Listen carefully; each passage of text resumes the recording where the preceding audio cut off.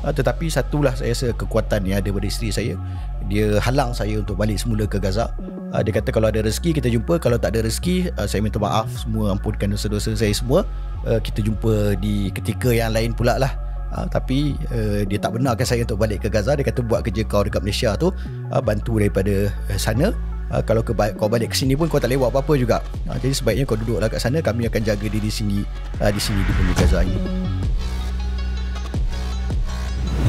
Assalamualaikum, selamat menonton dan selamat mendengarkan kami Minmat Podcast yang dikuasakan oleh Yayasan Mawaddah dan Langkah Studio. Baik, untuk makluman anda, ini adalah episod khas special case yang kita bawakan untuk tatapan anda, untuk maklumat anda, yang mana pada ketika ini kita tahu bukan saja isu di negara kita tapi isu global berkaitan dengan konflik Israel dan Palestin. Okey, Masya Allah. Jadi kita bawa orang yang layak untuk bercakap, sebab saya tahu Amin ni tak boleh bezakan mana Gaza dan juga Aqsa. Ya, itu antara kita punya pemahaman lah kan. Gaza lah, Palestin lah. So kat sini kita nak clearkan. Jadi kita bawa Tuan Nadir An-Nuri. Alhamdulillah kita berjaya colek walaupun waktu yang sangat padat. Terima kasih abang.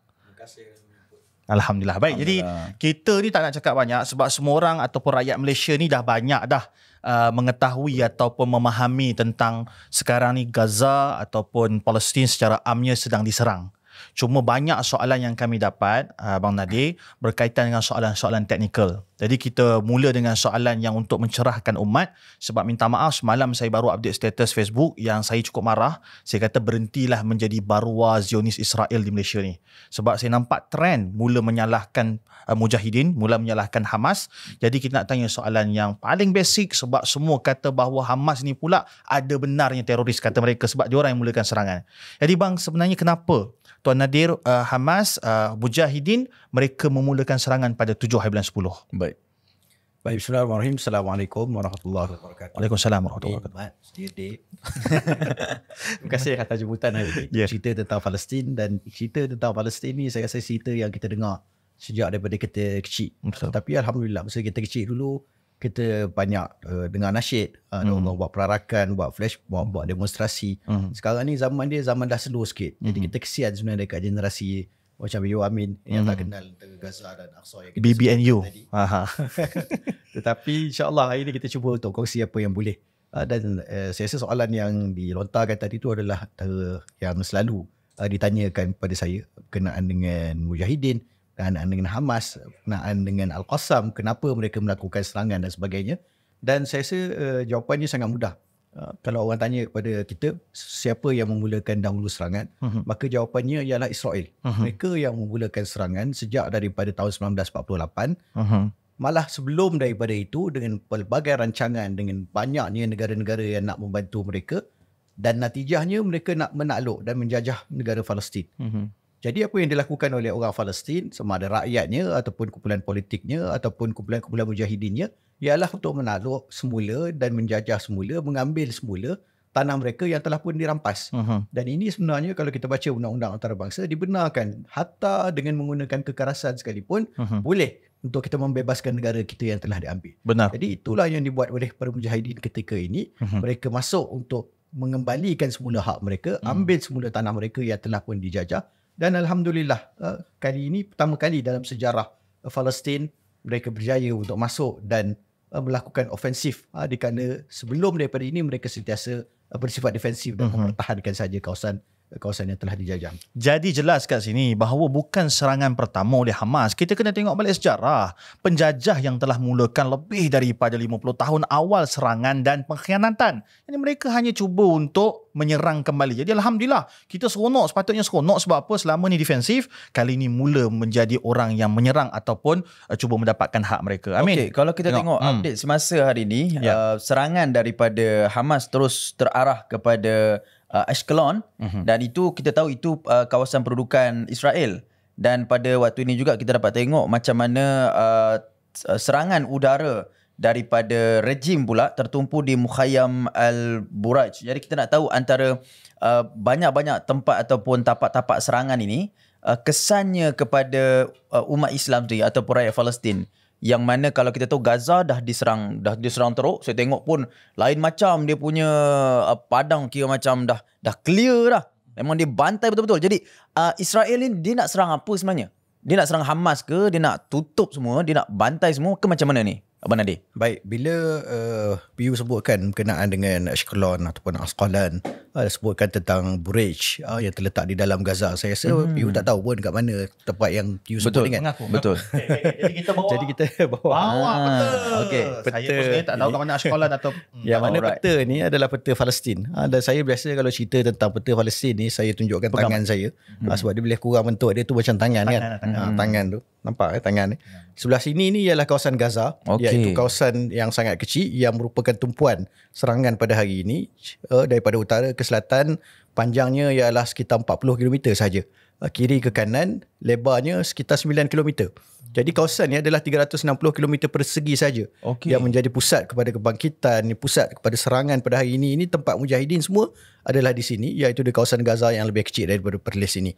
Yang di tengah-tengah ini ialah kawasan tanah jajahan 1948 yang dikuasai oleh Zionis Israel, dan di sini ialah tebing barat tempat terletaknya Masjidil Aqsa. Kalau kita tengok di peta yang selalu kita nampak ini, kawasan ini ialah Gaza, kawasan sini ialah Masjid Al-Aqsa, dan di sini ialah kawasan yang dipanggil tebing barat. Di tengah-tengah ini ialah kawasan jajahan 1948. Jadi tiga kawasan ni untuk mudah kita faham, kita tengok peta ini, mereka yang ada di Gaza sekarang ni yang berada di dalam kepungan. Sebelah sini ialah lautan Mediterranean, sebelah bawah ini ialah sempadannya dengan Mesir. Betul. Sebelah sini ialah Jordan. sempadannya dengan Jordan, Syria dan sebagainya lah. Maksudnya kawasan Gaza ini dia terkepung sebab apa? Sebab dia laut tak boleh keluar, lebih daripada 12 batu nautika dijaga oleh kapal perang Zionis Israel. Di sebelah daratan dihalang oleh Mesir untuk keluar masuk, melainkan satu saja pintu sempadan yang namanya pintu sempadan Rafah dibuka dan dijaga bila mana mereka nak buka. Dan di sebelah sini, pasti sini adalah sempadannya dengan kawasan 1948 itu yang kita sebutkan. Dan serangan yang berlaku baru-baru ini di mana kawasan itu yang berlaku serangan ialah kawasan sempadan di sini di antara Gaza dan juga tanah haram Israel ini. Jadi mujahidin ini sentiasa sebelum daripada ini diperang dalam kawasan ni. Tetapi kali ini dia keluar daripada kawasan ini dan dia masuk ke dalam tanah 1948. Dia telah keluar lebih daripada 40 kilometer. Okey. Maksudnya dia dapat kontrol kawasan yang lebih besar daripada kawasan Gaza yang asal sebenarnya. Dan mereka lagi 10 kilometer nak sampai kepada Al-Khalil. Maksudnya kalau mereka Hebron. boleh sambung antara Al-Khalil ni yang merupakan tempat yang ada penduduk Palestin duduk bersama-sama dengan Israel, dia boleh jadi macam satu koridor laluan mujahidin kat situ. Itu yang sangat menarik kalau kita perhatikan. Gaza ni fully 100%, 2.1 juta orang yang tinggalnya adalah orang-orang Palestin sendiri. Tidak ada orang Israel. Tahun 2005 semuanya keluar daripada Israel. Jadi sebenarnya bila kita tengok serangan yang berlaku, tumpuannya ialah di kawasan Gaza. Sebab apa? Gaza ni je lah yang merupakan kita sebut tadi pusat kebangkitan Brigade Izzuddin Al-Qassam, semuanya ada di sini. Yang ada di sebelah tebing barat ni hanyalah sel-sel kecil yang arahkan untuk keluar untuk melakukan operasi oleh komander mereka pada bila-bila masa lah. Dan di kawasan 1948 ni adalah kawasan yang ada percampuran penduduk Palestin dan juga Israel, tetapi mereka ini dianggap sebagai orang nationality Israel. Ada orang punya pasport semua, pasport Israel. Faham. Ada orang boleh bercakap Hebrew, dan antara mereka yang duduk di situ dan bangga dengan identiti Israelnya ialah Nas Daily lah. So Nas Daily dekat kawasan ni 1948. 1948. Baik, ya. kalau kita tengok tadi macam saya sebut tadi Al-Buraj yang terletak dalam Gaza. Dalam Gaza. Jadi serangan Israel ni masih lagi tertumpu dalam Gaza sebab majoriti orang Palestin ataupun ketenteraan Al-Qassam itu berada dalam Gaza. Ya. Jadi dia tak usik tempat lain lah. Dia usik juga tempat lain. Okey. Tetapi pertembungan yang berlaku dalam Gaza ni setakat ini semuanya berlaku melalui serangan udara. Mereka tak boleh lagi nak tembus masuk ke dalam Gaza melalui jalan darat. Tapi yang berlaku di luar daripada kawasan Gaza, sama ada dari 1948 ataupun di West Bank, ialah konfrontasi berdepan. Maksudnya dia bawa senjata, dia tembak, dia pergi serang rumah, dia colek orang tengah malam. Itu semua kalau kita baca berita sedang tu berlaku? sedang berlaku. Okey. Dan semua itu dia berlaku di tebing barat ataupun di tanah 1948. Di Gaza kalau kita tengok ada tiba-tiba askar Zionis Israel masuk serang rumah tu, tak berlakulah. Maksudnya bukan di Gaza lah, sebab dalam tu tak ada tentera Israel. Cuma bila kita kata koridor tadi, sekarang pertama kali lah saya rasa selama 50 tahun kita berjaya lebih 50 keluar. tahun tu dapat mana, Mat? 50 tahun tu. Dapat mana? Kira, Kira macam mana? Tak saya dengar. Ke salah? dia 50, 1948 campur 2, 52 campur 23. 73. Maksudnya selama 70 tahun lebih. Ya. 70 tahun lebih. Itu kali pertama ke kita berjaya lebih keluar daripada sebelum 1948 ni. Maksudnya kita tentera Mujahidin berjaya lebih. Ya, Selama sebab dia 20 tahun. sebelum daripada ini kan dia berlaku percampuran. Gaza ni dipisahkan dan diduduki sewaktu-sewaktu oleh orang Palestin ialah tahun 2005. Okey. Selepas tu tahun 2006 Hamas menang dalam pilihan raya dan mereka mula membangunkan kekuatan Izzuddin Al-Qassam dekat dalam tu lah. Tetapi sebelum daripada itu maksudnya dari segi sejarahnya tak berlaku lah. Orang kata masuk semula ke dalam tanah yang telah dijajah. Sebab sebelum tu mereka duduk bersama kan. Okey. Cuma daripada Al-Khalil tadi, berapa kilometer untuk sampai ke Masjid Al-Aqsa? Kalau koridor tu berjaya dibunuh? Dia kalau kita tengok dalam peta ni, tak tulis Al-Khalil. Ni Al-Khalil, ni Al-Khalil, ni Al-Quds. Saya pun tak pasti berapa kilometer, tapi mereka yang berada di Al-Khalil ni, mereka memang boleh sampai dan sembahyang di Masjid Al-Aqsa mungkin dalam masa 15 minit, 20 minit, sangat dekat lah. Dekat. Tapi mereka yang di Al-Khalil juga sama isunya, nationality mereka Israel. Bukan. Al-Khalil ni tepi barat. Maksudnya penduduk Palestin lah. Penduduk Palestin. Tapi ada percampuran dengan Israel. Ada percampuran. Semua mereka berpisah. Duduk kat sini, Israel duduk kat sini, penduduk Palestin duduk kat sini. Biasanya dipisahkan dengan wall yang kita tengok tu lah, separation wall, apartheid wall tu. Okey, macam biasa kita akan tengok pada setiap serangan yang berlaku akan ditutup dengan gencatan senjata. Tapi untuk 7 Oktober 2023 sehingga ke hari ini masih lagi belum ada jalan keluar. Walaupun ada macam-macam pandangan daripada barat, contohnya John Biden ataupun UK, Britain punya Prime Minister pun memberikan sokongan 100% kepada Israel. Walaupun Belah Nusantara yang Islamik Erdogan pun memberikan pandangan yang agak jernih supaya ditamatkan. Jadi apa pengakhiran pada peperangan ini pada mata pandangan Abang Nadir? Pertama sekali, peperangan ini dia tak akan berakhir dalam tempoh yang terdekat. Baik. Sebab Israel dia belum puas hati lagi, dia masih lagi nak membalas dendam. Mujahidin pun masih lagi masuk dan melakukan serangan di dalam kawasan tanah haram Israel. Tetapi yang perlu kita jelas, serangan oleh Mujahidin kali ini dia ada 2 matlamat yang paling besar. Okey. Matlamat yang pertama ialah untuk dia mendapatkan bargaining chip, apa yang dia boleh gunakan untuk berbincang dan melepaskan mungkin sedikit orang kata tekanan ke atas bumi Gaza itu. Dan bargaining chip yang mereka dapat ialah tahanan-tahanan perang yang mereka ambil daripada tanah haram Israel dan bawa masuk ke dalam Gaza, dijadikan sebagai prisoners of war. Disebutkan ada lebih daripada 100 orang. Dan prisoner of war ini dia sangat-sangat berkesan dalam negosiasi bersama-sama dengan Israel. Sebab kita pernah tengok tahun 2011 bila mana berlakunya prisoner exchange deal. Seorang tentera Israel, Gilad Shalit, ditangkap oleh Mujahidin dan ditukarkan dengan sekitar 1,000 orang tahanan Palestin yang berada dalam penjara Israel. Jadi sekarang ni mereka ada 100 orang macam Gilad Shalit yang boleh dibawa berbincang apa yang mereka nak minta daripada Israel lah. Sama ada mereka nak minta supaya dilepaskan tahanan sekali lagi, ataupun mereka nak minta supaya adanya airport supaya boleh keluar masuk daripada Gaza dan tidak berlaku blockage. Adakah Israel respon dengan 100 orang hostage itu, tahanan itu, ataupun mereka anggap macam tak apalah, itu kira kita pun dah 1,000 orang mati, jadi kalau setakat tahanan tu mungkin budak-budak ke apa ke, kita tak payah nak ikutkan sebab serangan kita dah tertumpu untuk melemahkan Hamas saja dan tak mengikut apa saja desakan yang datang daripada mereka. Apa respon Israel? Sekarang ni masih terlalu awal untuk kita tengok sama ada Israel nak jadikan mereka ini sebagai bahan rundingan ataupun tidak. Baik. Sebab Israel ni dia ada satu perangai Israel, satu perangai Yahudi ada kat dia orang ni. Ialah kalau kepentingan dia terancam, dia mungkin membunuh rakyat dia sendiri. Dan itu berlaku pada tahun 2014. Dalam satu peristiwa di Khan Yunis sebelah selatan Gaza, mereka lancarkan serangan ke atas pemuda-pemuda bila mana mereka mendapat khabar bahawa ada seorang askar mereka telah pun dicolek. Dicolek, dibawa masuk ke Khan Yunis. Maka mereka membantai seluruh kawasan tersebut. Peristiwa yang bernama Black Friday. Tujuan dia apa? Untuk pastikan Mujahidin tak dapat tawanan perang tersebut. Dan disebutkan kita akan buat pembantaian ini walaupun terpaksa mengorbankan nyawa tentera kita sendiri. Jadi mungkin kalau mereka sampai ke satu tahap terdesak, dia tak nak boleh ada rundingan di antara kedua-dua pihak, dia akan membantai, termasuklah kalau ada risiko 100 orang itu juga akan mati di tangan mereka sendiri.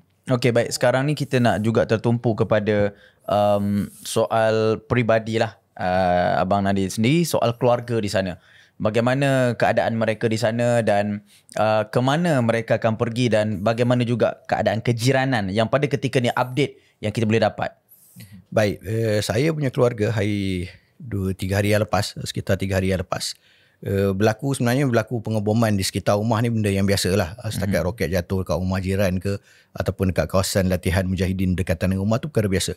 Tetapi 3 hari yang lepas bila berlaku satu letupan yang sangat dekat dengan rumah, sebuah dewan dibom oleh Zionis Israel dengan roket, maka mereka minta izin dengan saya untuk keluar daripada rumah. Dan bila mana mereka keluar daripada rumah, mereka pergi ke rumah adik ipar saya di satu kawasan yang lain. Mereka duduk bersama-sama dan mereka ni dalam suasana peperangan, jiran memang sangat-sangat mementingkan antara satu sama lain. Mereka punya semangat kejiranan, semangat kekeluargaan sangat-sangat kuat. Sedangkan saya pun bersama-sama dengan grup Cinta Gaza Malaysia yang kita cerita di grup WhatsApp, masing-masing sebut, ni rumahku kosong ni, siapa nak datang duduk sekali. Rumah kosong. Walaupun sebenarnya mereka pun berdepan dengan kekurangan makanan. Tak ada elektrik. Semua kurang. Dan mereka pun berdepan dengan ancaman juga. Bila-bila masa boleh dibom rumah mereka. Tapi mereka buka rumah mereka seluas-luas. Siapa yang perlu untuk datang duduk. Maka keluarga saya pun pergilah duduk dekat rumah adik ipar saya. Tapi tak sampai satu hari, masjid yang berada di hadapan rumah tu dibom oleh Zionis Israel dan rumah adik ipar pun terkesan tidak lagi boleh diduduki. Dan ketika itu ahli keluarga saya diselamatkan oleh para pemuda yang datang ke kawasan tersebut selepas mendengar bunyi letupan.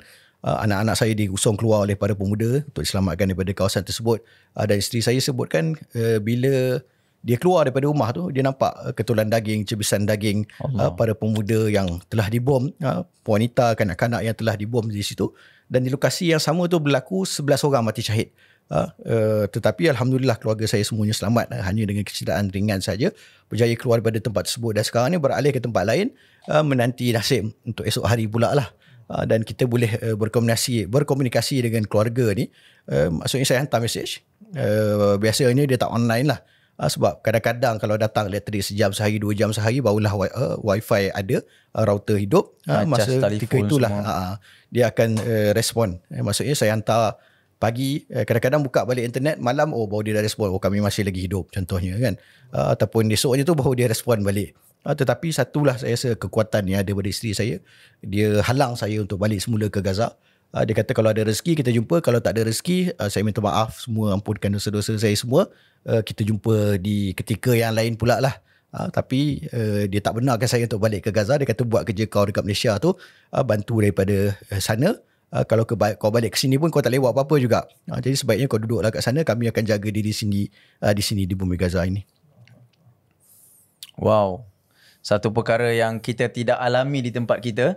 Adapun kalau ahli keluarga kita berada dalam keadaan yang kita kata ditinggalkan ataupun berada dalam keadaan yang bahaya di tempat kita, tapi boleh dipantau, tapi dalam keadaan puluh ribu kilometer dan berdepan dengan risiko pengeboman yang tak henti-henti, roket yang berterusan daripada pihak rejim, itulah satu perkara yang cukup bukan saja menakutkan, tetapi bagi kita sendiri yang berfitrah seorang manusia akan sentiasa terus mengangkat tangan berdoa kepada Allah. Kita doakan semuanya dapat dipermudahkan insya-Allah. Baik Tuan Nadir, sebenarnya banyak soalan-soalan lebih teknikal sebab kita punya audiens ni dia suka benda-benda yang teknikal. Jom. Jadi saya nak pergi balik pada satu soalan yang saya rasa semua orang patut faham. Dan kadang-kadang mereka pun kerap bertanya. Dia kata kenapa tidak terima saja two-state solution? Two-state solution ni bagi semua yang tak faham, dia ada berkaitan untuk bersetuju untuk exist bersama-sama. Macam yang Nes Daily selalu sebut lah. Siapa yang masih lagi follow Nes Daily ni, elak-elakkanlah daripada bersama dengan dia. Sebab dia masih lagi dok kata bahawa Israel tu adalah negara yang sah, maka sama-samalah menganggap bahawa mereka sah. So ambil lah baki-baki tu. Kenapa kita tak bersetuju dengan two-state solution? Sebenarnya bila kita dengar tentang cadangan two-state solution ni, kita rasa pelik. Sebab kita memikirkan dulu masa kita dijajah dan kita bebas tahun 1957. Kita bebas dengan mendapat semula keseluruhan negara kita. Keseluruhan. Betul. Masa tu kita tak bincang pula dengan British ke, dengan Jepun ke, dengan Belanda ke. Okey tak apalah, kami nak bebas ni, kau ambil separuh, aku ambil separuh. Tidak. Kita nampak konteks itu bila berlaku kat atas kita. Tapi bila orang lain sedap-sedap je, senang-senang je, kita kata alah bagi je lah separuh, kau nak aman pun, aku pun dah boring tengok kau berperang. Tak boleh lah.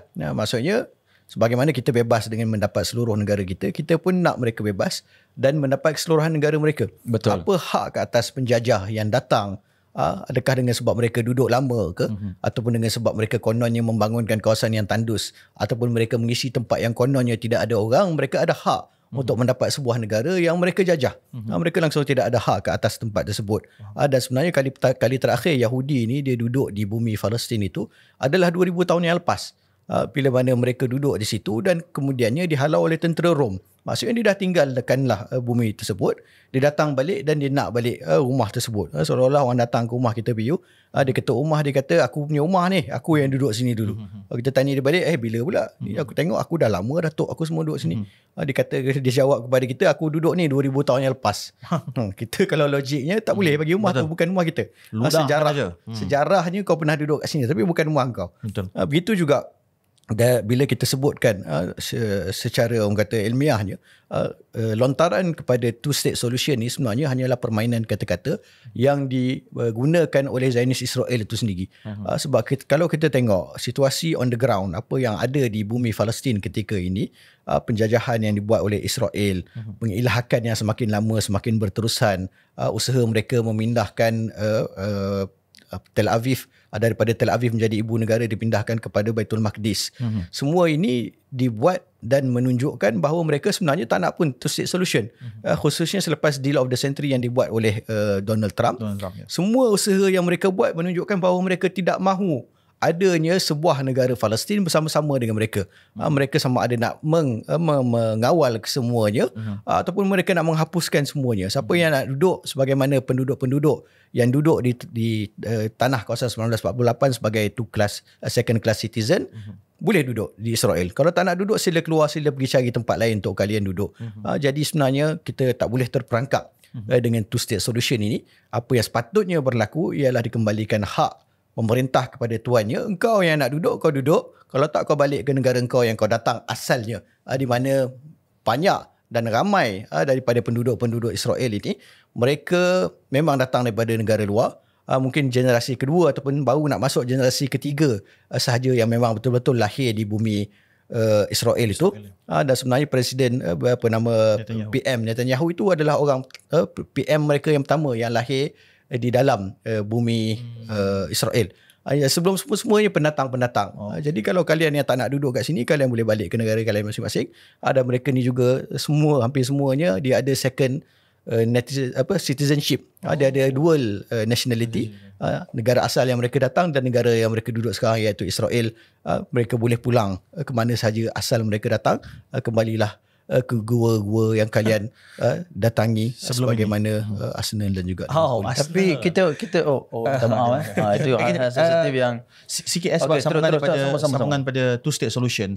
Ini soalan yang berkaitan dengan two-state solution. Mereka katakan, Tuan Nadir, mereka katakan bahawa antara bukti two-state solution yang berjaya adalah Singapura pemisahan daripada Malaysia. Ini juga teknikal. Dia kata tengok, bila Singapura wujud sebagai walaupun mungkin negara kecil, mereka lebih maju pada Malaysia. Ataupun two-state solution yang gagal, seperti mana Papua keluar daripada Papua New Guinea, keluar daripada Indonesia. So, diorang cabar. Gaza keluarlah daripada Palestin, dan mereka pun akan dapat kedaulatan mereka sendiri, dah boleh mengundi dalam OIC ataupun UN. Mereka boleh bersuara, so bina negara kau sendiri. Saya faham bahawa kita kata bahawa ni tanah asal mereka. Tapi mereka maksa juga dengan sejarah Singapura dan juga Papua. Mungkin sedikit respon. Saya rasa bila kita nak bersetuju atau tidak dengan two-state solution, dua isu utama dulu perlu diselesaikan. Yang pertama sekali ialah kebenaran orang-orang Palestin sedia ada untuk kembali ke tanah asal mereka. Kalau kita nak benarkan negara itu boleh menjadi negara mereka sendiri, maka sepatutnya kita serap semula mereka yang telah berhijrah keluar sebelum daripada ini untuk boleh kembali ke negara mereka, untuk duduk di negara baru ini. Tetapi itu satu benda yang tidak pernah dibincangkan dan tidak langsung dipersetujui oleh Israel. Sedangkan penduduk-penduduk mereka, dia ada law of return yang membolehkan siapa-siapa orang Yahudi datang daripada negara mana pun, tak ada kaitan langsung dengan Israel, boleh datang dan on arrival di airport di Tel Aviv itu, mereka boleh mendapatkan citizenship terus untuk menjadi warga negara Israel. Kalau benda yang sama boleh dibuat untuk orang Palestin, boleh kita mula untuk memikirkan. Kemudian Yang keduanya ialah berkaitan dengan ketuanan ke atas Masjid Al-Aqsa. Itu pun menjadi perbincangan yang selalu disebutkan. Siapakah yang akan berkuasa ke atas Palestin ataupun ke atas Masjid Al-Aqsa itu sendiri. Dalam two-state solution berlaku pemisahan West Jerusalem, East Jerusalem. East Jerusalem yang dimiliki oleh orang-orang Palestin, West Jerusalem dijaga oleh Zionis Israel. Dan itu adalah suatu kebimbangan bila mana tempat itu dipecah-pecahkan, sedangkan ia asalnya mengikut perjanjian adalah di bawah kawalan Palestin sama-sama dengan Jordan. Jadi sebenarnya perbincangan ini dia tidak boleh dilanjutkan dengan sebab batu-batu asas untuk benda itu berlaku tidak langsung diletakkan oleh Zionis Israel itu sendiri. Betul. Batu-batu asas. Maksudnya tuan-tuan dan puan, dia tak sesimpel Singapura keluar, tak sesimpel Papua keluar. Ceritanya banyak lagi benda-benda lain yang berkaitan tentang teknikal. Antaranya adalah hak ketuanan kepada Masjid Al-Aqsa. Sebab kita cerita tentang tanah suci umat Islam. Seperti mana Sultan Abdul Hamid tak nak berikan walaupun seinci sebab ia berkaitan tentang tanah umat Islam, bukan tanah milik persendirian. So, beza.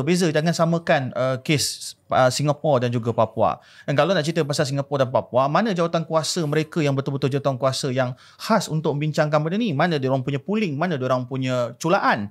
Tak ada. Dan kita boleh cakap seperti mana Tuan Nadir sebut pada awal tadi, bahawa ini semua hanyalah careka rama ataupun talk ataupun cakap-cakap kosong dia orang saja sebab nak menyalahkan pula Mujahidin ataupun menyalahkan pula Gaza. Jadi okey, kalau kita update semasa dari bentuk jurucakap Korea Utara. wah, Kan dia bukan Korea Selatan tau. Jurucakap Korea Utara mewakili Parti Pekerja Rodong Sin Moon. Ya, Rodong Sin Moon atau Rodong Sin Moon atau Korea Utara lah. Mengatakan bahawa mereka mengecam tindakan Israel dan antara yang lain contohnya Yaman, Lebanon dan negara-negara yang berada sekeliling juga telah memulakan beberapa perbincangan untuk bertindak membantu rakan-rakan mereka di Palestin. Dan antara yang terbaru, kalau semalam 10 hari bulan ada satu video memamparkan truk-truk minyak dan juga lori-lori bantuan daripada Mesir dah mula masuk ke Gaza. Tapi yang kita fahamkan melalui informasi yang kita dapat daripada berita-berita semasa, Israel mengancam untuk bom pada mana-mana bantuan yang sampai. Mungkin mereka akan bom pada sempadan apabila masuk saja bantuan tersebut. Jadi ini secara umumnya ada respon yang baik.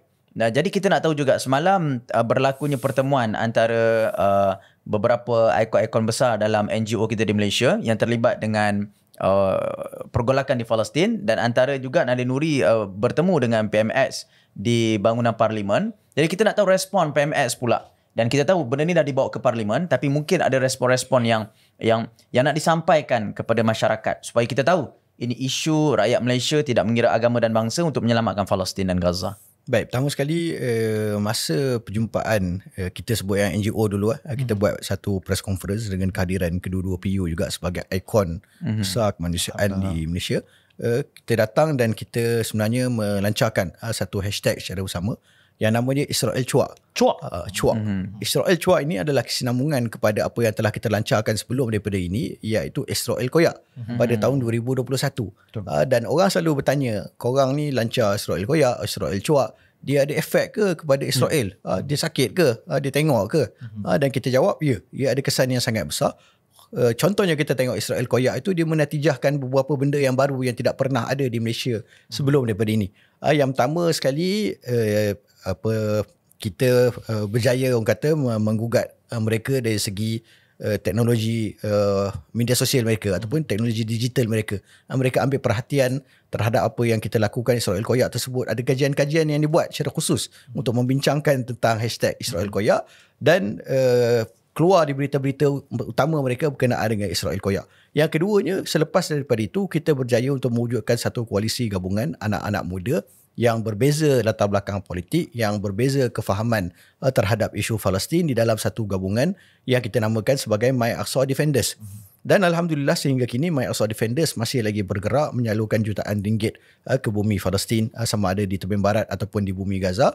Dan kalian boleh tengoklah nanti report-report apa yang telah kita lakukan di kedua-dua belah tempat tersebut. Dan yang ketiga, kita berjaya menggerakkan kutipan sumbangan yang saya rasa paling besar di dalam sejarah Malaysia di dalam isu Palestin. Puluhan juta yang kita dapat kumpulkan yang dikumpulkan dalam tempoh masa yang singkat juga untuk membantu Palestin, semuanya adalah hasil impak Israel koyak dan kesedaran yang timbul daripada itu. Jadi kali ini kita melahirkan pula hashtag baru Israel Cuak ini, yang mana Israel Cuak ni kita susun dengan lebih kemas. Kita susun dengan lebih baik, lebih berstrategi. Ia bermula dengan cuak. Hari ini kita tengok di TikTok lebih daripada 5 juta engagement. Di Facebook pun Alhamdulillah, di Instagram, di Twitter pun berjaya total juga. Buat masa ni semalam kita update pukul 11 malam 12.1 view juta. 12 juta. 12 juta view. 100,000 view. Jadi Alhamdulillah. Hashtag Israel Cuak. Israel Cuak berjaya untuk sekurang-kurangnya membangkitkan kesedaran kepada anak-anak muda untuk ambil tahu berkenaan dengan isu Palestin. Dan kesinambungannya insya-Allah kita akan ceritakan kelak himpunan-himpunan yang kita nak laksanakan, tindakan-tindakan lanjut yang kita akan laksanakan secara bersama. Itu dari perspektif NGO dan anak muda. Semalam juga Alhamdulillah kita mencatatkan satu lagi sejarah sebenarnya, sebab semalam pagi kita berjumpa dengan PMX. Kita berbincang sedikit berkenaan dengan isu Palestin. Kita tanya apa yang kerajaan cuba untuk lakukan. Beliau sebutkan tentang perbincangan yang beliau lakukan dengan beberapa negara dan apa tindakan-tindakan yang sedang disusun untuk dilakukan bersama, dan di pihak kita pun kita membawakan idea-idea apa yang kita boleh lakukan secara bersama walaupun dalam tempoh pertemuan yang sangat-sangat singkat itu. Betul. Tapi yang menariknya, selepas habis berjumpa dengan PMX, ia memberi keyakinan kepada ahli parlimen lain juga untuk bercerita bersama-sama dengan kita. Dan selepas daripada itu kita berjumpa dengan YB SIG, Ustaz Ahmad Tirmizi, Sulaiman. Kemudian kita jumpa dengan ketua kluster Palestin ahli-ahli parlimen, YB Ledang, YB Sheikh Ibrahim Syed Noh, dan kita jumpa dengan ahli parlimen lain, semuanya memberikan sokongan yang satu terhadap isu Palestin. Habis di parlimen, kita pergi pula ke pejabat PAS Jalan Raja Laut, dan kita buat satu PC pula bersama-sama dengan Perikatan Nasional yang melakukan PC berkenaan dengan isu Palestin, mewakili Aid for Palestine, dan saya juga adalah duta untuk Aid for Palestine. Kita lancarkan dan sebutkan tentang Aid for Palestine 2.0 yang kita akan laksanakan bersama. Kita maklumkan juga apa yang telah kita bincangkan bersama-sama dengan PMX, dan secara dasarnya kedua-dua pihak bersetuju untuk melaksanakan apa yang kita nak laksanakan secara bersama, dan saya rasa ini adalah suatu petanda yang sangat baik bahawa untuk Palestin semua orang boleh bersatu, semua orang boleh bekerjasama, semua orang boleh mengetepikan fahaman politik dan agama mereka untuk memastikan suara kita satu sahaja untuk Palestin ini. Walaupun di belakang tabirnya P.U. Rahmat, kami ini disebut main dua kolam dan sebagainya. Tak apa, mainlah tiga kolam. Main semua kolam. Main Palestin. Untuk Palestin kita tak kira. Tak kira kolam. Kata makan keliling ke, sebutlah. Dan difahamkan Jumaat ini. Tak tahulah sempat video ke ni kita nak keluar hari sebelum Jumaat je.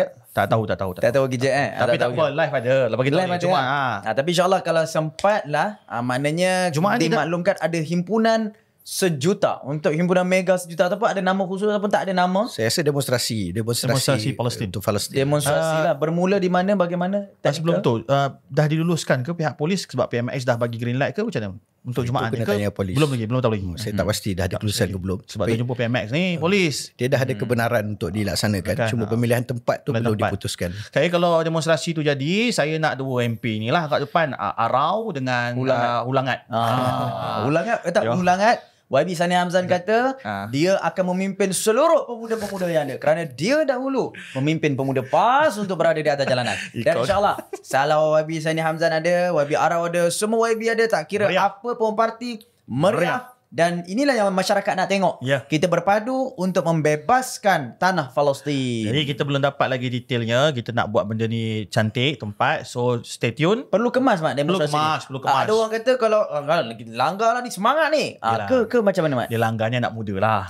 Saya pun pernah langgar juga kan. Tapi kali ini disebabkan semua berpadu, kita buat comel-comel cantik-cantik. Seperti mana kita tengok demonstrasi di Pakistan, di Yaman. Cantik gambar tu. So kita nak betul-betul bagi cantik. Kalau perlu panjat Menara KL lu panjat.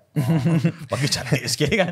Tapi itu hanya jenaka lah. Tapi nak katakan tapi di London 2 hari lepas pun dah berlaku demonstrasi besar-besaran, maknanya bukan daripada kalangan Muslim saja, bahkan keseluruhan masyarakat tak mengira agama dan juga keadaan mereka. Baik. Jadi saya anggapkan di sini kita perlukan satu tindakan segera. Sebab saya tengok momentum di media sosial dia tak sehebat macam Israel koyak dulu. Dia ada. Tapi wall kita, Facebook kita masih lagi belum berfokus. Kenduri kita tu masih lagi belum beria. Betul. Dulu kita kenduri betul-betul. Kan dekat Israel Defense Ministry apa semua kita masuk. Jadi macam mana Mat kita nak ajak orang untuk kenduri betul-betul ni? Memang dalam beberapa hari kemuncak, sebab sekarang ni tengah kemuncak betul. Ni salah satu usaha kita bersama My Aqsa Defender, 100 jam kempen ataupun bercerita tentang Palestin. Jadi ini salah satu usaha kita. Banyak usaha daripada NGO. Tapi yang paling baik ataupun paling penting adalah organic effort. Sebab saya rasa dulu masa Israel koyak tu, NGO dia cetuskan. Dia jadi pencetus. Tapi yang lain buat usaha sendiri, saya perasan masa tu. Banyak orang usaha sendiri yang dia bukan sebahagian daripada My Aqsa Defender. 21 kan? 21 masa tu. Saya rasa kita perlukan lagi usaha individu. Dan tuan-tuan perempuan, jangan rasa bahawa usaha tuan-tuan perempuan individu tu tak mendatangkan hasil. Sebab semua orang boleh berpartisipasi. Dan paling penting ingat kisah Syahid Hassan Al-Banna. Satu hari Syahid ceramah, lepas ceramah tu dia susun kursi. Maka anak murid dia Syekh Umar Tirmisani tanya, Syekh, kenapa engkau lepas ceramah susun kursi? Kau dah penat dah ceramah. Apa kata Syahid? Dia kata apa? Aku tak tahu amalan mana yang buat aku masuk syurga. Amalan ceramah ataupun amalan susun kursi. Maksudnya jangan pandang kecil walaupun mana amalan. Semua tu main peranan lah. Saya tahu ada yang pandai edit video, edit. Yang penting hashtag Israel Cuak. Dan kita tahu video mana. Sebab ada satu video, orang ni bukan daripada kolasi kita. Saya tahu, tengok videonya TikTok Tuan Nadir. Apa tu 300 follower TikTok dia. Tapi video dia tu saya upload balik dekat saya punya YouTube pula, Facebook dan juga IG. Video tu mencapai 1 juta view yang pasal gagak buang bendera Israel tu ataupun bendera Zionis ni. Video tu saya tahu video lama, bukan yang sekarang. Tapi dia jumpa balik video tu, dia edit kena pada waktu sekarang. Silakan. Yes, itu membuka mata apa-apa saja. Baik. Abang Nadir lah, kita nak tahu sekarang ni, saya tak tahu sensitif ataupun tidak. Cuma ialah kita tak minta untuk semua orang duduk dalam coalition kita. Cuma dalam waktu yang kritikal seperti ini ataupun waktu-waktu kemuncak bencana, mesti ada pihak-pihak yang mengambil kesempatan. Mungkin menggunakan nama Cinta Gaza, menggunakan nama My Aqsa Defender. Jadi nak kata pesanan pun tak pesanan, apa agaknya ancaman Abang Nadir pada mereka? Pesan tak ada tu, ancaman. Pesan nasihat, harapan. Yelah. That's the Minmat Podcast. Ancaman kepada golongan-golongan ini. Saya rasa mereka tidak perlu diancam kerana mereka telah mengancam diri mereka sendiri dengan api neraka. Ya. Betul. Tetapi apa yang kita nak sebutkan, mereka ini boleh hidup dengan sebab penderma itu sendiri yang tidak bijak. Kita selalu dengar kempen pengguna bijak. Hari ini kita nak kempenkan penderma bijak. Dan penderma bijak ni maksudnya apa? Maksudnya dia kena tahu kepada siapa dia menderma, bagaimana sumbangan itu diuruskan, ke mana ia sampai, berapa persen dia ambil untuk pengurusan contohnya, adakah ada audit ataupun tidak, adakah ada laporan kepada ROS ataupun tidak. Semua ini perlu diteliti, sebab kalau kita bagi tanpa kita tahu, ia bukan kata soal dah bagi tak apa, nanti Allah yang tentukan. Okey, itu suatu persoalan yang selalu orang cakap selalu cakap itu tak boleh. Tapi dia macam orang kata kita memperbodohkan diri sendiri kan. Kita ni sampai tahap tu je ke kita boleh buat dan kita boleh kaji dan kita boleh tengok, kita bagi je, yang lain kita serah ke Allah? Tidak. Kita ni orang pandai. Kita boleh tengok, kita boleh kaji dengan lebih mendalam, kita boleh tahu projek tersebut sampai ke tidak kekal, ke tidak betul ke diperlukan oleh penduduk di sana. Jadi untuk mereka yang buat kerja-kerja yang tidak baik ini, mereka sebenarnya akan jatuh sendiri. Tak perlu diancam pun, mereka akan jatuh sendiri, khususnya bila mereka buat kerja-kerja ini untuk Gaza dan Palestin. Banyak dah bukti orang masuk ke Gaza, bila mana mereka tak buat dan tak ikhlas perjuangan mereka itu, maka mereka keluar daripada Gaza, Allah sendiri akan jatuhkan. Baik, kita bukan sebab apa, sebab tiba je waktu-waktu bencana ni ataupun waktu kritikal macam ni mesti scam. Scammers tu datang macam cendawan tumbuh bawah hujan lah. Jadi saya kira berhenti-berhenti lah buat-buat benda-benda scam ni. Kita nak bantu betul-betul. Sebab saya tengok banyak sangat page dia tu tukar. Lepas tu page tu pula memang dia dah siap-siap blue tick lah. Kita tak tahu macam mana cara dia. Dia letaklah bawah tu sponsored and then dia terus untuk masuk dalam mana-mana bank untuk jadikan sebagai derma. So Dan satu pesanan sekarang untuk Facebook IG, ni live kan. Facebook IG untuk dapat verification blue tick bayar je sekarang. Pakcik, udah-udahlah ingat orang tu penting ataupun orang tu verified. Semua bayar je sekarang. Betul. Saya punya Twitter pun dah bayar blue tick. Nak kata bahawa check betul-betul lah. Okay, Abang Nadir kita di 10 minit terakhir. Okay, 10 minit dah. 10 minit Tak dah. apa lah sebab kita banyak benda lagi nak tahu ni. Kita jangan bagi lama-lama. Okay, sebab ada urusan lagi lah. Urusan lain lagi. Okay, awak dua soalan. Satu, saya satu lah. Okay, last. baik. Sikap kita terhadap Jordan ni. Kenapa Jordan yang memang Jordan Mesir lah sama-sama. Saya faham bahawa yalah mereka ada negara yang berdaulat sendiri nak jaga rakyat dia. Mungkin kita fokus pada Jordan dahulu yang sekarang caretaker untuk Masjid Al-Aqsa, betul? Caretaker. Macam mana sebenarnya apa masalah Jordan ni? Yang mungkin kalau kita mungkin saya yang sekarang skeptikal ataupun pandang buruk sebenarnya rupanya dia orang pun ada masalah dia sendiri. Mungkin Abang Nadir boleh cerita kenapa Jordan tidak berpartisipasi? Sebenarnya yang berlaku kepada negara-negara jiran yang ada di sekitar Palestin yang sepatutnya menjadi orang yang paling kuat membantu Palestin ialah mereka telah jatuh ke dalam perangkap dan kebijaksanaan Israel itu sendiri sejak sekian lama.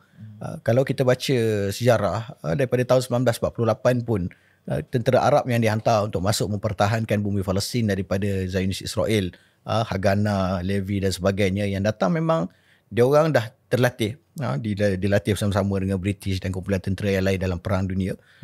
Mereka datang untuk masuk ke dalam Palestin berdepan dengan orang Palestin yang memang tidak ada latihan ataupun latihannya tidak semantap mereka, dan mereka mengharapkan kepada tentera Arab untuk datang membantu. Tentera Arab dia datang tetapi dia datang dengan separuh jiwa. Dia datang bukan untuk mempertahankan Palestin dengan bersungguh-sungguh, tetapi mereka memang dah ada kepentingan mereka masing-masing menunggang isu Palestin untuk kepentingan dan kehebatan mereka masing-masing. Cuma beza je antara kita dengan orang Israel, Palestin dengan Israel, ialah orang Israel dia nampak benda tu dan dia bijak bertindak. Dia buat perbincangan demi perbincangan bersama-sama dengan mereka ini sampailah boleh terhasil perjanjian-perjanjian yang menyebabkan negara-negara ini tak boleh masuk campur dan terpaksa menjaga keamanan Israel dengan sebab perjanjian lah. Awal perjanjian ni biasa boleh langgar kan kalau nak langgar. Tapi mereka tak nak langgar. Perjanjian yang pertama dengan contohnya Mesir, Camp David yang berlaku pada tahun 1979. Begitu juga dengan Jordan itu sendiri, perjanjian yang melibatkan air, keamanan dan sebagainya. Boleh spesifik sekejap Abang Nadir berkaitan dengan perjanjian air tu. Apa cerita perjanjian air tu? Kalau ada masuk. Dia isu Jordan ni dia ketandusan. Ada banyak isu berkaitan dengan air. Dan kalau kalian yang pernah sampai ke Jordan ni, kalian tahu bahawa Jordan ni dia tanah gersang. Jadi dia banyak perjanjian untuk memastikan bekalan airnya tidak putus. Maksudnya perjanjian-perjanjian yang melibatkan kepentingan negara mereka. Mereka terpaksa tanda tangan dengan Israel. Perjanjian yang ditandatangani 92-93, perjanjian Wadi Araba. Dan itu menyebabkan mereka tunduk kepada desakan yang ada pada Israel itu sendiri.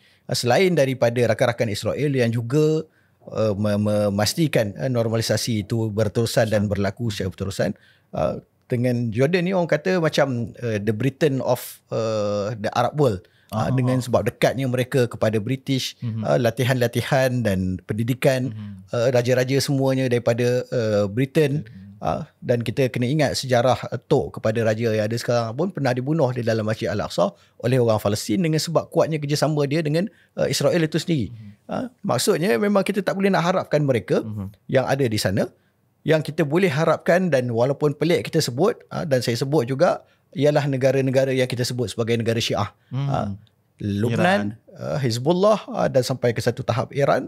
Negara ini bukan saya yang sebut, tetapi Ismail Haniyeh dalam ucapannya 2-3 tahun yang lepas sebagai biro politik dan ketua biro politik Hamas, dia sebutkan bahawa negara inilah yang sebenarnya membantu kami untuk latihan komando-komando kami.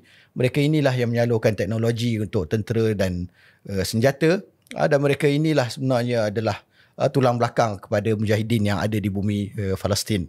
Jadi kita ni kadang-kadang dia orang ni sangka buruk lah, betul ke dia orang ni nak bantu, ataupun kita tengok perpecahan ini sebenarnya perpecahan yang diwujudkan oleh musuh untuk memastikan kita tidak boleh bersatu untuk nama Palestin. Dan lebih besar daripada itu mungkin, sebab tadi ada 5 minit seorang kan, ada lagi 1 minit. Silakan. Yang kita nak sebutkan dan lebih penting ialah kenapa kita selalu menyalahkan negara-negara Arab yang ada di sekeliling Palestin itu. Kita tanya kenapa tak bantu. Sedangkan kita di Nusantara, Malaysia, Singapura, Brunei, kita yang boleh berbahasa Melayu dan boleh faham bahasa Melayu, jumlah kita ada 300 juta orang. 300 juta orang yang boleh faham dan boleh berbahasa Melayu. Sama dengan jumlah keseluruhan penduduk-penduduk negara Arab di 21 negara Arab, jumlah mereka juga 300 juta orang. Jadi sebenarnya orang Melayu, kalau nak banding dengan keseluruhan orang Arab, kita lagi ramai dan lagi kuat dan lagi boleh buat sesuatu. Maka sebenarnya sudah sampai masa untuk kita memimpin negara-negara Islam, kita memimpin kekuatan Islam dan kita yang menjuarai isu Palestin ini. Allahu Akbar. Allahu Akbar. Baik, selingan je Baik, teruskan. Tadi Nadir sebut 5 minit ni sebenarnya kita nak bagi dia balik awal tapi macam tak nak balik tahun. Okey, tak apa, teruskan. Saya nak cerita pasal pengalaman tahun 2014-15 saya pergi ke Jordan. Punyalah tak ada air Jordan ni. Saya sampai first time sampai aku pergi mandi habis satu tong air tu. Lepas tu baru tahu yang diorang ni kena top up air tu beli dengan dinar. Dinar pula 1 dinar masa tu berapa? RM9 ke berapa belah ringgit masa tu. Tinggi lebih daripada dolar dan juga pound sterling. Jadi barulah kita tahu memang air ni sangat berharga dan sangat mahal kat sana. Betul. Jadi semua kerana terikat dengan perjanjian syaitan Israel. So King Hashemite tu macam-macam dia dengar kita punya podcast kan. King Abdullah kan bawa lah merancang untuk keluar daripada perjanjian syaitan tu. Okay, tapi biasalah dia ada kepentingan, dia perlukan air dan dia perlu taat kepada desakan. That's the politik kan. Itu politik. Dan dalam politik mesti ada konflik. Dalam keadaan dia ada tujuan dan matlamat untuk membantu Palestin, dia terikat dengan isu-isu konflik dan politik tu yang tersendiri. Jadi kita tak tahu apa kesudahan dia sebab kita bukan orang politik. Orang politik mesti ada formula yang tersendiri kan. Jadi apa yang kita boleh sebutkan di sini Abang Nadir sebagai mungkinlah soalan last bagi saya. Tadi kita dah sebut pengakhirannya bagaimana, ada pertukaran tebusan dan kita nak tahu kalau 7 Oktober ini pada hari Sabtu macam kita sebutkan sebelum ni kan, hari yang menakutkan orang Yahudi, dan pengakhirannya tadi adakah setelah Gaza semua ranam ataupun setelah mereka sampai ke Al-Quds ataupun bagaimana? Pada bayangan Abang Nadir sendiri, Israel akan takut berhenti dan berganjak bagaimana? Okey, mungkin kita boleh sebutkan bahawa Israel ni dia akan berganjak dengan timbal balas ataupun kekuatan yang ditunjukkan oleh orang Palestin sendiri. Maksudnya lagi kuat orang Palestin, lagi lemahlah mereka. Dan untuk orang Palestin, setiap kali kita melihat berlakunya peperangan 2014, yang saya sempat ikutlah 2014, 2021, bila berlaku peperangan ini, orang Palestin dihancurkan macam mana pun negara dia, dia akan seronok bila mana dia boleh mengisytiharkan diri mereka menang dengan tindakan-tindakan tertentu. Contohnya pada tahun 2014, saya rasa setelah 51 hari mereka berada dalam peperangan, yang mengangkat bendera putih ketika itu ialah Israel, dengan banyak teknologi-teknologi baru ataupun kumpulan-kumpulan baru yang dimunculkan oleh Mujahidin itu sendiri. Tahun 2014 ni paling banyak invention daripada Brigade Izzuddin Al-Qassam yang kita nampak. Antaranya ditunjukkan kepada kita sniper hole yang mereka buat sendiri. Ditunjukkan drone-drone Ababil 1, 2, 3 yang digunakan untuk mengintip ataupun pengebom berani mati dibuat daripada drone itu sendiri, ataupun drone yang boleh membawa raket sebagaimana yang kita lihat digunakan dalam perang baru-baru ini. Begitu juga tentera amfibia ataupun komando laut yang muncul daripada Brigade Izzuddin Al-Qassam menyerang Zikim ketika itu di sebelah utara Gaza juga adalah ditunjukkan pada tahun 2014. Dan bila penduduk Palestin nampak kejayaan-kejayaan ini, mereka seolah-olah berkata, okey, kau buatlah apa kepada aku pun aku tahu bahawa diri aku telah menang. Tapi biasanya kemenangan itu diperlihatkan di hujung peperangan. Kali ini keyakinan saya bila kita nampak bahawa kemenangan itu telah ditunjukkan di awal peperangan, Mujahidin sendiri telah membuktikan bahawa mereka berjaya masuk dan berjaya mencapai misi mereka untuk dapatkan prisoner of war dan menghentikan negara-negara lain yang nak buat normalisasi bersama-sama dengan Zionis Israel ini. Maka saya yakin penduduk Palestin akan kata, kau buatlah apa pun, kali ini aku tidak akan berganjak dan aku akan pastikan ada hasil daripada serangan kali ini, sama ada pembebasan ataupun sekurang-kurangnya kita bergerak satu langkah yang besar ke arah pembebasan tersebut. Jadi Israel yang biasanya akan berundur, Sebab kalau nak ikutkan semangat orang Palestin, semangat mereka tidak akan putus dan tidak akan pudar selama-lamanya. Ya, saya rasa sebab Israel dah kurang bantuan daripada moral saya rasa ataupun dari segi fizikal. Sebab kalau Amerika beria-ria nak bantu pun, John Biden sekarang sedang berdepan dengan satu isu American shutdown. Kalau dia tak dapat luluskan perbelanjaan, konflik politik yang berpanjangan, negara-negara Eropah pun sekarang dalam keadaan yang menakutkan, dan krisis Russia dengan Ukraine pun masih lagi dia tak boleh selesaikan. Jadi saya rasa itu banyak kekuatan pada kita. Apabila mereka lemah, saya rasa mungkin Al-Qassam dia tahu inilah saat yang dinanti-nantikan untuk mereka memecah belahkan Zionis dan mereka dapat menakluk kembali tanah asal mereka. InsyaAllah. Ini mungkin ada orang kata langkah positif lah yang Allah Ta'ala nak tunjuk kat kita. Sebab kita tengok dunia tengah berkecamuk, diserang waktu tu. Rupanya kekuatan tu dia dah banner daripada dalam. Betul. InsyaAllah. Baik. InsyaAllah. Itulah sedikit yang kita kongsikan. Terima kasih pada yang menonton secara live. Dan kita ada lagi beberapa jam lagi dalam tempoh 100 jam ni. Banyak jam lagi. Banyak jam lagi. Kan? Terus follow My Aqsa Defender. Yes. Di sana ada buat banyak cross post. Malam pun Ustaz Syahari Abdul Rahman cerita tentang ayat Quran ataupun hadis berkaitan tentang pembebasan Al-Aqsa. Baik. Sekejap lagi serta silap saya banyak lagi yang dirancang. Sumbangan Mat, kalau kita boleh maklum dekat kita punya ni ataupun untuk podcast dan juga untuk live kita. Kita teruskan pergi ke akaun Cinta Gaza Malaysia direct. Kita pun akan sertakan bersama komen. Tapi sebut pasal komen, kami nak turun ni. Tapi Ummu Zainal tanya satu soalan. Satu soalan. Apa soalan dia? Macam mana Abang Nadir boleh keluar, dia kata. Tu soalan teknikal tu. Macam mana Nadir An-Nuri boleh keluar daripada Gaza? Boleh sikit-sikit. Baliklah keluar, dia kata keluar. Okey, ni soalan yang ramai orang tanya. Orang pelik. Saya sebut tak boleh masuk keluar Gaza. Tetapi saya boleh masuk dan boleh keluar. Lepas tu timing tu cantik. Macam tahu-tahu nak kena serang. Dah bincang kan? Macam dah bincang. Ada keruasa. Okay. Jawapan dia, ni khusus untuk Pio Rahman lah kan. Jawapan dia ialah kita kena kahwin dengan orang Gaza. Bila kahwin dengan orang Gaza, keluar dan masuk daripada Gaza boleh dilakukan. Sebab kita dianggap macam orang Gaza. Dan tadi sebutkan tentang Jordan, nilai mata wang yang sangat tinggi. Sekarang ni saya rasa 5,100 tu, Jordan sekitar 500 ataupun 600. Satu Jordan ke 5 ataupun 6 ringgit lah. Saya rasa lah lebih kurang macam tu. Jadi Piyur Rahmat insyaAllah boleh cari orang Gaza supaya boleh senang keluar dan masuk. Cuma saya nak maklumkan bayaran mas kahwin di Gaza ni dengan dinar paling kurang 5,000 dinar. Cukup. Duit tak ada masalah. Tak ada masalah. Dia masalah lain. Okay. Jadi maksudnya boleh keluar tapi queue yang sangat panjang lah kan macam mana? Ya, dia bergantung pada keadaan border tu sendiri. Jadi tuan-tuan puan, kita rasa boleh sambung soalan-soalan ni di live My Aqsa Defender yang lain. Baik. Banyak dirancang banyaklah sampai hari, kalau kita kira 100 jam ni sampai hari apa Tuan Nadi? Jumaat, Sabtu? Khamis saja.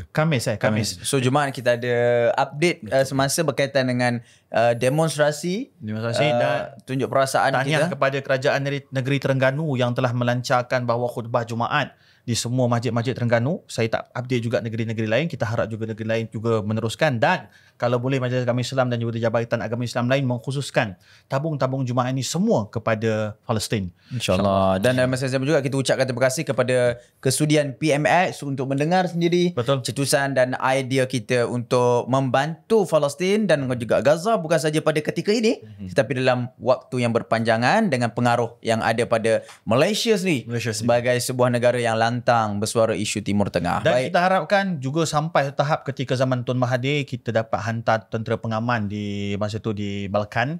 Jadi mana tahu ada sesuatu yang boleh diusahakan supaya kita boleh hantar sampai tahap tentera pengaman. Saya dapat makluman daripada tim kita ni untuk tengok kita punya handphone.